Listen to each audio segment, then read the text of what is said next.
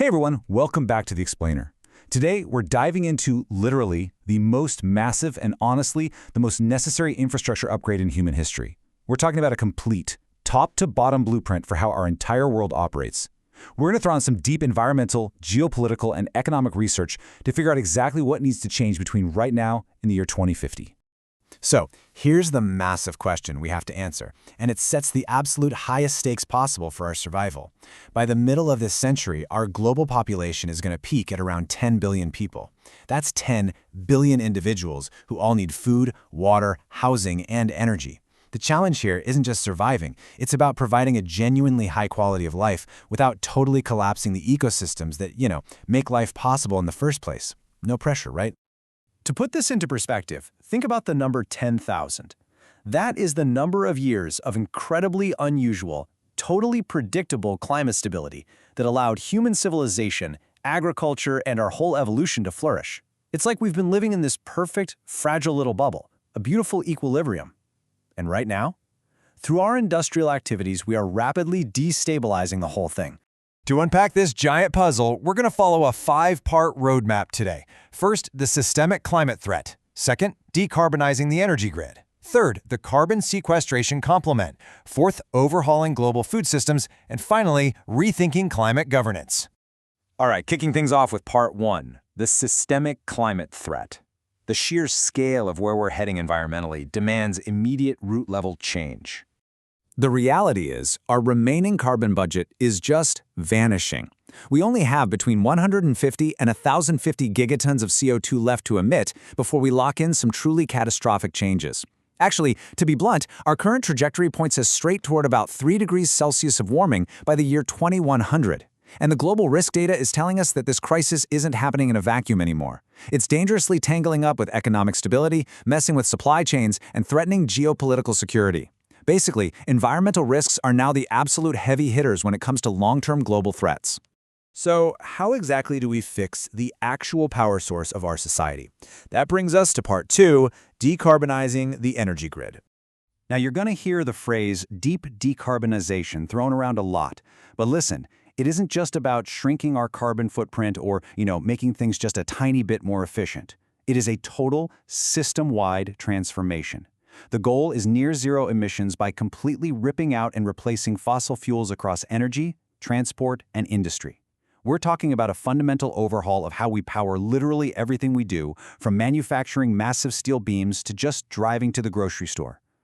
The macro-level math on this is actually pretty wild. Electrifying everything is just vastly more efficient.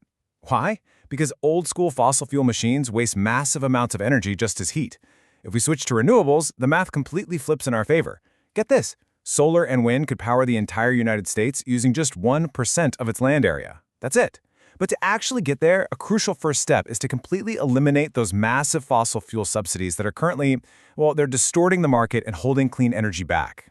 To make this whole thing a reality, we have to completely reimagine our power grid. We absolutely must build a neutral, highly interconnected infrastructure to electrify our world. Imagine treating things like your electric car battery, or even just your standard home hot water heater, as a tiny piece of a giant, decentralized battery. A shared resource to store renewable energy for those times when the sun isn't shining or the wind just isn't blowing.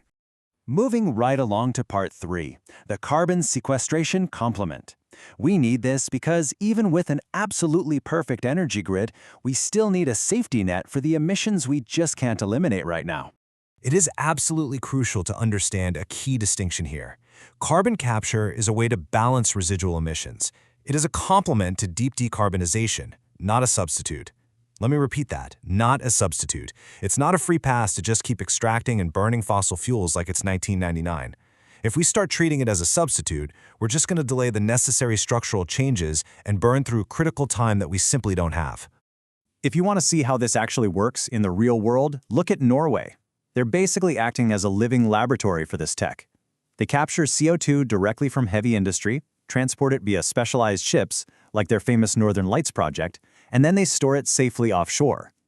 They literally inject it deep beneath the North Sea into depleted reservoirs. It's pretty incredible engineering. But scaling this up to a global level isn't exactly a walk in the park. We need a very specific policy framework to blast through the economic bottlenecks that are holding carbon capture back. To fight the crazy high costs, We need carbon pricing, targeted subsidies, and serious risk sharing. To bridge the massive infrastructure gaps, we have to build shared transport and regional storage hubs.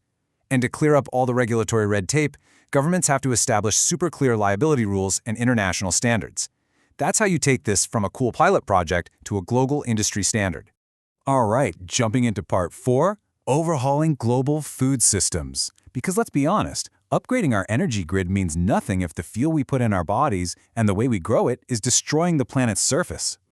It is genuinely staggering to realize that almost a third of all the food the world produces goes completely to waste. Think about that. That is food that costs us $1 trillion annually to grow, chewing up massive amounts of land, water, and fertilizer, only to end up rotting in a landfill and pumping out methane. Fixing this one massive inefficiency, that alone is a huge leap toward global sustainability. The big takeaway here is that traditional industrial agriculture, especially those high-calorie, animal-heavy diets, is just incredibly inefficient. Right now, agriculture takes up half of the Earth's habitable surface, and livestock alone is responsible for 15% of all global greenhouse gas emissions. The research is clear. Drastically reducing animal foods could cut global emissions by a massive 25%. If we shift toward plant-heavy diets and embrace regenerative, polycultural farming, we can profoundly heal our biosphere. Plus, we'd free up a ton of land to act as natural carbon sinks, like replanting forests. And that brings us to our final piece of the puzzle, part 5, rethinking climate governance. We have the tech, but how on earth does humanity actually organize and manage a transition of this scale? Right now, we're basically looking at 2 completely different approaches to running the show. On one hand, you have the European Union acting as a strict laboratory. They use legally binding targets and push an integrated economic transformation through their Green Deal. On the other hand, you have the global UN framework, like the Paris Agreement. It's definitely broader and more inclusive, sure, but it relies so heavily on voluntary commitments and coordination, and that unfortunately leads to some pretty uneven ambition across different countries. When we look at the actual economic mechanics, how we upgrade to, let's call it capitalism 2.0 for the environment, policymakers usually have to pick between 2 systems. A carbon tax puts a direct price on pollution, which gives markets absolute certainty on the cost, so they can go ahead and innovate. Cap and trade, on the flip side, puts a hard cap on total allowable pollution and lets the market trade the permits. That gives us certainty on the actual emissions limit. They both use market forces, but they attack the exact same problem from totally opposite ends. All of this really builds into our core human dilemma. The sociobiologist E.O. Wilson absolutely hit the nail on the head when he said, "We have Paleolithic emotions, medieval institutions, and godlike technology." It's so true, right? We literally have the godlike tech to fix our energy and food grids today, but we're trying to coordinate the whole shebang using outdated, tribal, and totally fragmented institutions. Ultimately, the tools to save our world already exist. The solar panels, the regenerative farming techniques, the massive carbon capture facilities. They are all real right now. The challenge isn't technological anymore. It is entirely a test of our human systems.